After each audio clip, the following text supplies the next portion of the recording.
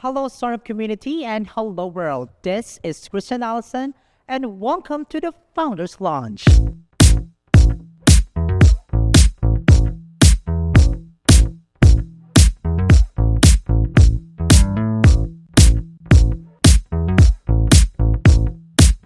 The Founders Launch is a promotional talk of 𝐔𝐦𝐚 to boost startup founders as we get to know them and their success story. We hope that this will inspire you, our dear viewers, on your own startup vision. In this episode, we are pleased to have one of the elegant city's startup champion and was been incubated by the 𝐔𝐦𝐚 incubation program. Let us all welcome the Chief Executive Officer and the founder of Pic-a-talk. Ladies and gentlemen, let's give a hand to Miss Yuma Roa. Round of applause, please. Hello, ma'am. Good morning. Hello. Hi, Chani. Okay, ma'am. How are you today, ma'am? I'm doing well. Thank you for asking. How about you? I'm feeling good as well.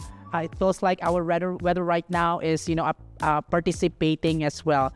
But anyway, ma'am, I know that a lot of our individuals out there would love to know more about Pic-a-talk.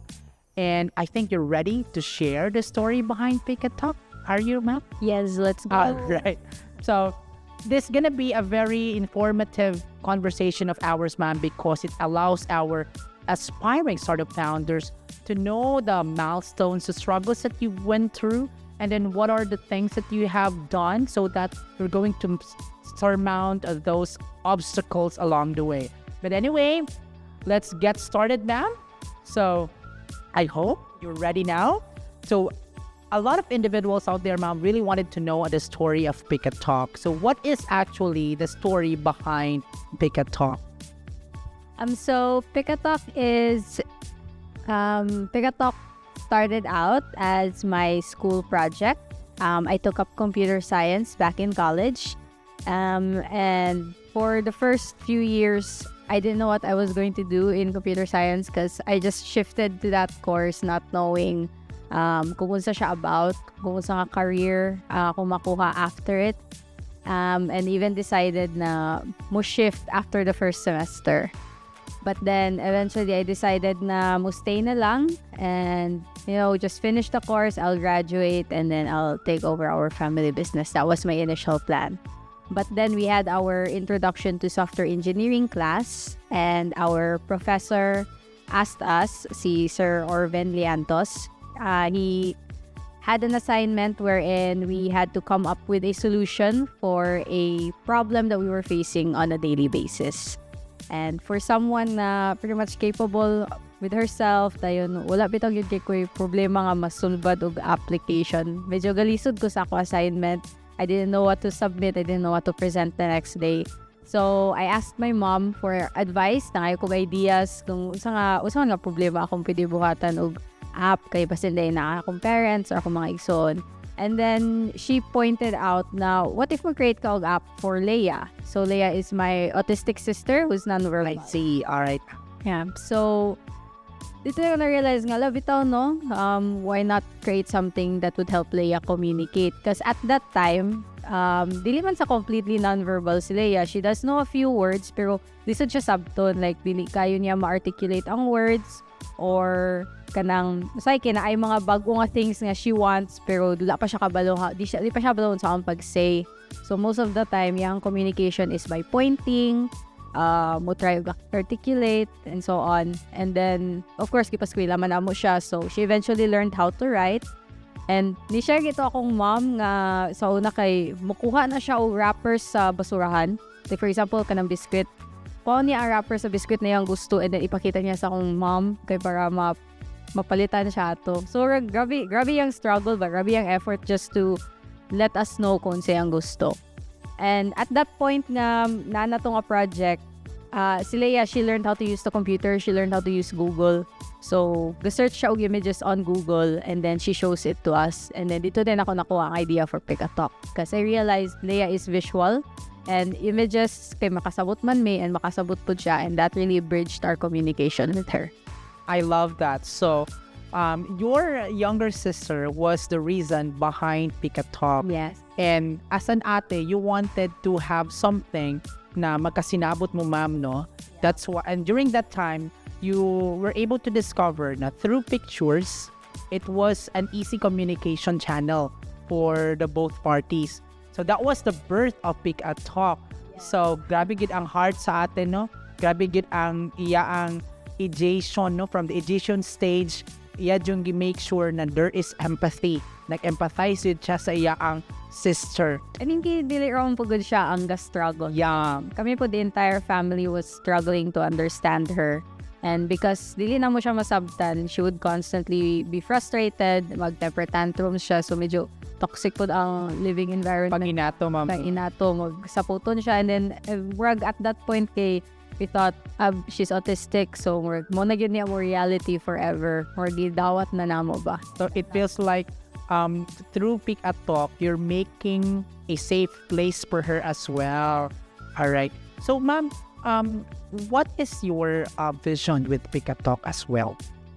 So, with Pic-a-talk yun sa akong nakita, like, what we really want to do, no? Kaya dili lang po siya for my sister, si Leia. Because of course, there are a lot of kids that are just like her. I'm sure there are a lot of families who are experiencing the same problem that we're experiencing before, na dili masabtan ng bata, and then mag-tantrums, and then kapoy kayo sabton, and nga problem ba? And I'm sure dagan kayo sila naka-experience po duging ana. So what we really want with Pic-a-talk, among yung vision is that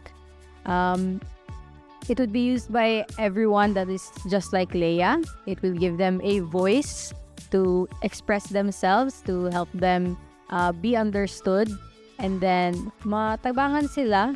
And you know, it goes beyond the home pod, it goes beyond school, and hopefully it helps them become more independent and gives them a chance to live independently. Mag-work sila, makasustain sila sa ilang self. That way, magaan pod ang load sa ilang family, sa ilang parents, knowing na they are capable na dayon. I see. It feels like grabe gid ka clear ang reason why Pic-a-talk exists. Ang hugot, grabe ka clear, as well as the vision. You wanted to serve those individuals who are experiencing the same scenario with Leia.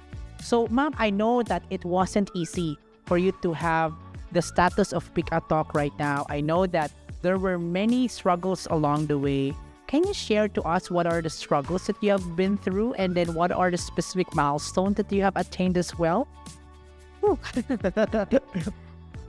So for the struggles, among na-experience for Pic-a-talk, I started Pic-a-talk almost immediately after graduating. So I did not have prior experience with working in a company, in a tech company. Although I have a background in business, we have a family business, food business man to siya. So it's very different from a tech company yun. So katoong maingon gid na struggle is not knowing how to lead my team, not knowing the different aspects of the business. You know, it's more than just the product that you have. There's also the market, there's also the finances, the business development side nga. Most of the time at first kay mabiyaan gid nako, okay, I leaned more towards the product development. So in comparison to other startup founders na pila na ka years bitaw experience sa work, and then I nag-start silang company, I don't have the knowledge that they had working as an employee before. Kaya ako immediately nagtrabaho, at the same time nag-lead og company. Oo. So magito ako pa siya nga struggle, and I'm so lucky nga na ay mga mentors who helped us out. Mag-remind gid ba nga the business, you need to have revenue, you need to have there are mga wake up calls yun, pero may kayo say malimot you'd go say kayo ma-consume ko sa sa product develop, making the product perfect. And you don't have to make the product perfect mangod at first. You just have to have a product, introduce it to the market, and then kuha ka silang feedback, and then inana siya dapat. So I remember nga grabe na akong hilak last year oh my god, ilan na ka years, and then wala pa may revenue, and we're gibadlong na po sa akong mentor, and grabe to nga na wake up call good. Yeah. I know, ma'am, that the struggles that you went through weren't totally easy for you to surmount, but then again, it was a blessing in disguise, because through that experience you were able to meet specific individuals who mentored and guided you along the way. And with that being said, ma'am, of course, I've also had my research earlier, you were able to be recognized in many startup ecosystem na prominent bodies.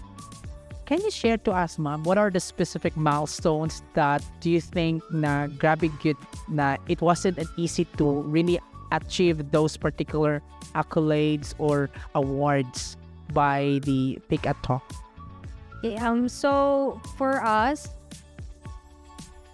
the very first na program that we joined was Startup Weekend CDO. Ideally, ang pinakauna yun is 𝐔𝐦𝐚 back in Iligan. That was when I was still a student. Under Mindanao State University. Yes. So, that was my very first na introduction to startups. And dito na ako na-realize I can. Kaya at first, di ba, wala ako balon sa akong career nga makuha out of computer science. I was thinking, graduate lang ko and then I'll take over our business, katong food business. And then pag-join ako atong 𝐷eaHack and I saw startups, na-realize ako, I can combine the two things na I can do business and at the same time, I can also use my course. So, dito ako realize nga, okay, I see a future with my course. I see a future with my startup, with Pic-a-talk. And then, after I graduated, wala pa ako ni-graduate, nag-intern ko diri sa Cagayan. Sa Innovius Solutions ko nag-intern and si Sir Leo, one of the pinakadako sir siya nga supporter sa startups diri sa CDO, diba? He had free tickets to join the Startup Weekend at that time. And nagbinaga ko nung I was an intern and then I asked Sir Leo if I could have the free tickets. And then, okay siya and then I was able to join. And after that program, na-incubate na rin sa CDO Bytes. That's why I'm here right now. And afterwards, although gaskwila pa man ko aning at time, eventually when I graduated, nag-work ko kang Sir Leo. Nagpadayon ko work kang Sir Leo. But at the same time, nag-workshop ko sa Pic-a-talk. And since at bang naman ang office, pwede ako magtabok-tabok. So, at the time na I partnership si CDO Bytes with Code for Asia. And so we joined the Codathon X and then we won and nakakuha may chance to go to Bali and then Singapore for 2 weeks. Yes, for free accommodation and all. Free accommodation, free airfare. And you represented the Philippines. Yes. So, grabe ito siyang milestone. Ito wow, I didn't realize nga makakuha ko ingon ani nga opportunity with Pic-a-talk. First time dito na ako maka-go abroad. Nagdali-dali ko kuwag passport. Kay masig makadaog yun may ba, and then we did. And then when we came back, nag-pandemic. So, medyo nakuha na among spirits, among motivation. Kay, saan man ako pag-introduce sa app if there are no schools, if they're closed. And so amazing kay the startup ecosystem in the Philippines, thriving gid kayo. Like, wala sila ni-give up. Walang nag-pandemic. They came up with mga online na mga programs. And that's when we were able to get the chance to join Idea Space.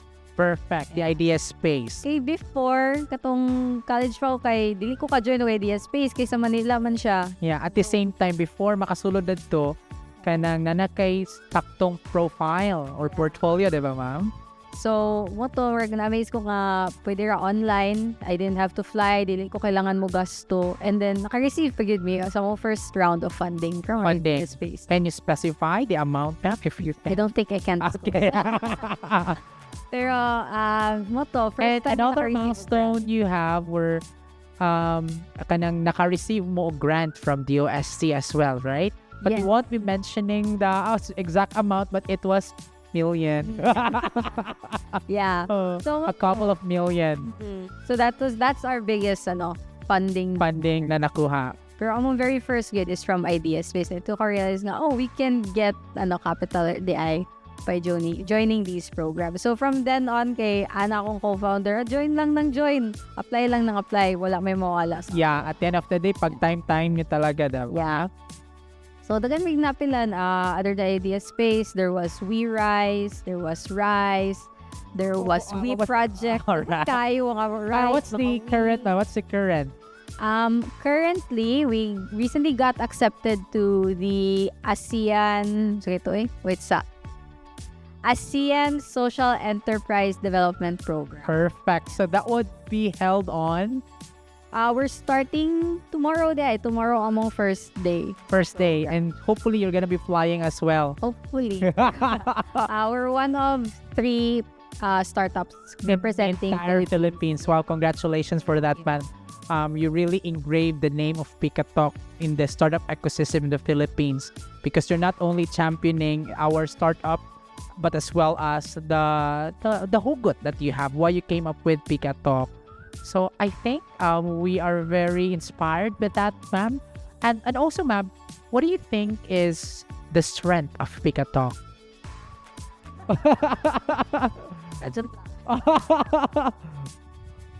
So the pillars of strength sa Pic-a-talk is obviously akong sister. Yeah. At ako yun siya ka-inspiration for me. It could be the brain and author as well. Siya ang original, yung siya yun ang one true founder na mo. Kaya kung wala si Leia, wala yung Pic-a-talk. Dili po magawas to nato na hugot. Yes. And then of course I have my family. Grabe, they're very, very supportive with, and I'm so blessed nga na ako yung nananabit ang family na balag dugay ko kayo ni Revenue, ma'am ba? Revenue. dugay kayo ni bear og fruit ang seed nga na plant.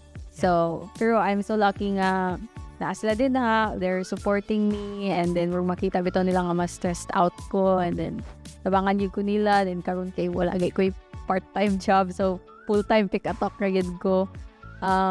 So I'm so lucky nga they're taking care of me in ways na dili na ako ma-take care ang ako self. And of course, napod ang akong team.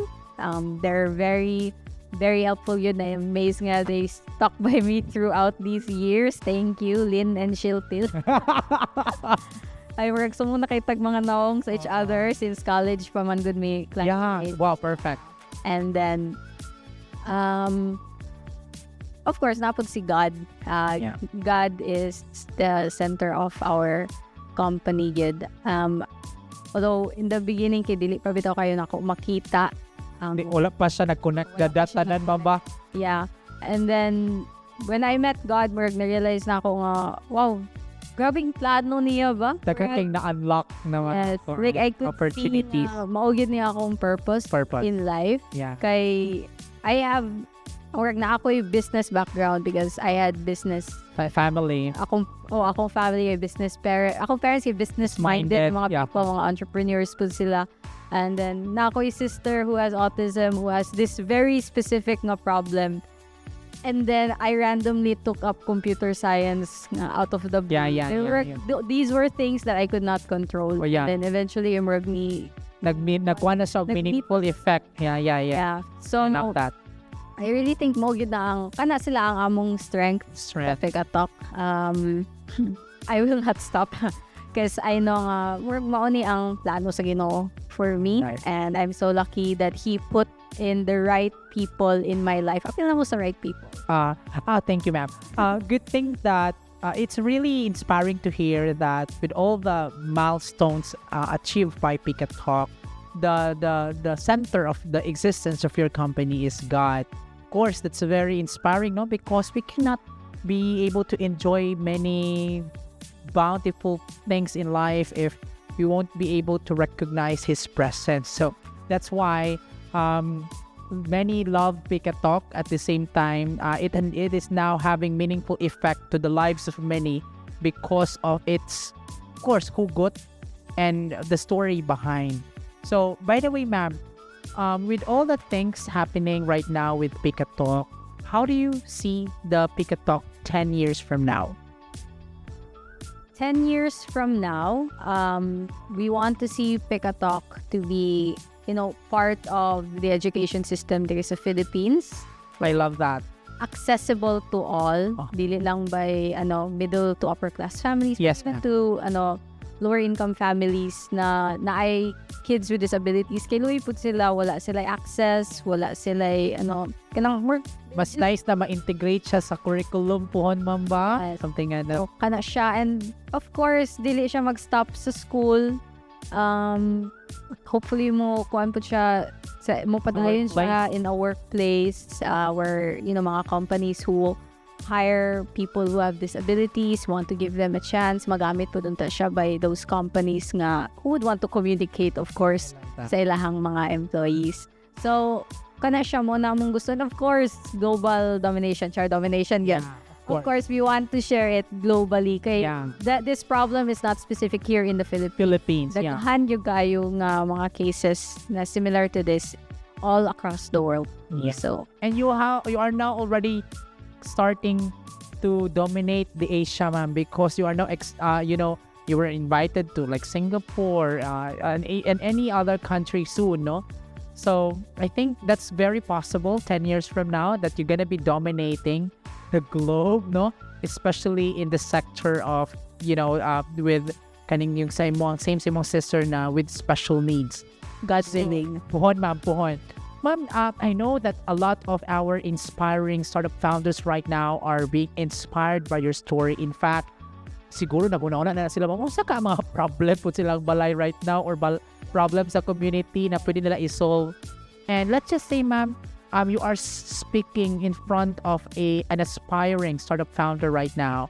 What do you think is the best advice, or what could be your advice for that person? So as someone who has been in the startup scene for about, I'm not gonna say pila ka years. But still, you're so fresh, ma'am, and you're still, parang teenager pa din. Sa height mga that's sakto to nga, you could like look for a problem na very personal to you, like you can see it like basig nara sa balay or something nga imong ka-experience every day, because that way you would be in love with your problem, and murag makita yun bitaw why you're the person trying to solve that. And another thing is kato, be more in love with your problem more than the solution that you're trying to make. Because if mag-focus kayo ka sa solution, if imong solution kay dili siya mo fit sa imong problem, the tendency is you would give up, like where di man di siya mo kuan, di man di siya makasolve sa problem. Kay the solution only exists when you have that problem, diba? And kasha, so you should focus more on the problem that you're solving rather than the solution that you are building. Then dito na din ka mag-adjust. So my advice to aspiring startup founders is when you come up with a solution for something, you make sure na the problem exists, because the solution does not exist without that problem. And it would be a lot better if ang problem nga inyong gitry og solve is very personal to you, something na you experience on a daily basis, something na kuan gyud ba problema gyud bitaw ninyo. Kay that would really show kanong ikaw ang right person to solve that problem because you experience it yourself. And then when you go into startups, don't do it for the money. Yeah. Kay dugay gid kay siya. I'm not gonna say sa kadugay, pero dugay gid kayo siya, dugay kay mina. Kaya grabe gid na pagpaningkamot, ma'am. Yes. So it's not for everyone good. I will say where makuan ko sa akong matira matibay gid, ma'am. Yeah, dapat hustler gid ka ba nga kuan, dapat strong gid imong spine, like padayon nang gid gihapon ka, and do not be afraid of failure or rejections because part yun na siya sa journey. Failure is essential to your growth. You're not going to learn anything unless you fail at things, and rejections don't necessarily mean no, never. It just means not now. You can always ask when you get rejected by programs. You can always ask why. And then, kung aha ka pwede mag-improve. And that way, next year, you can apply next year. Na po may next year gyapon. There are other programs that you can join. So, magpadayon ng yapon ka, I'll try. And lastly, surround yourself with the right people. Be very choosy on the people that you going to work with. Yes. Kay you can't do this alone. Building a startup takes a village, yun. Yeah.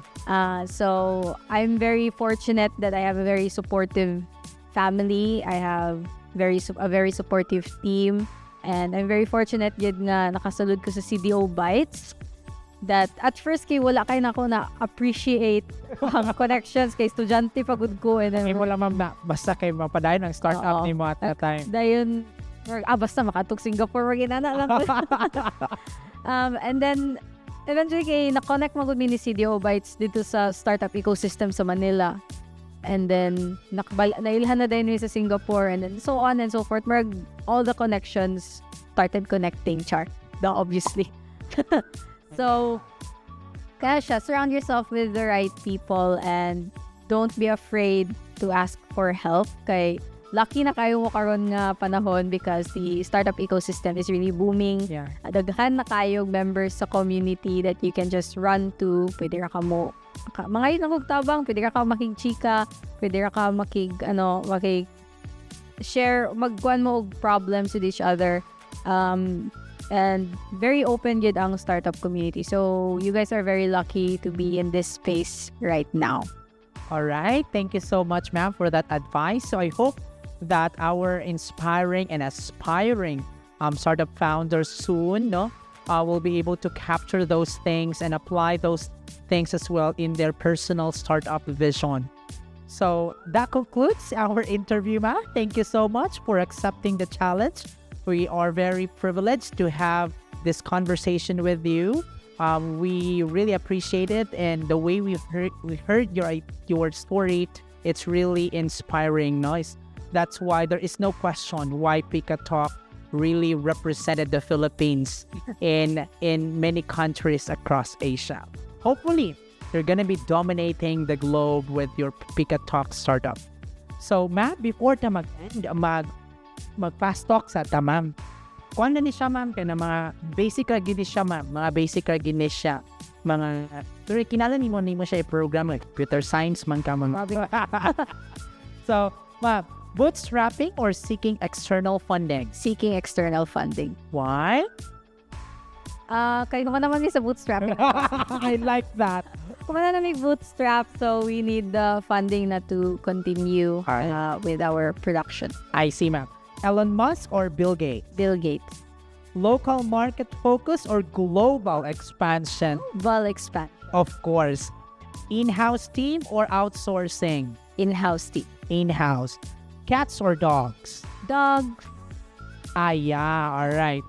Early bird or night owl? Night owl.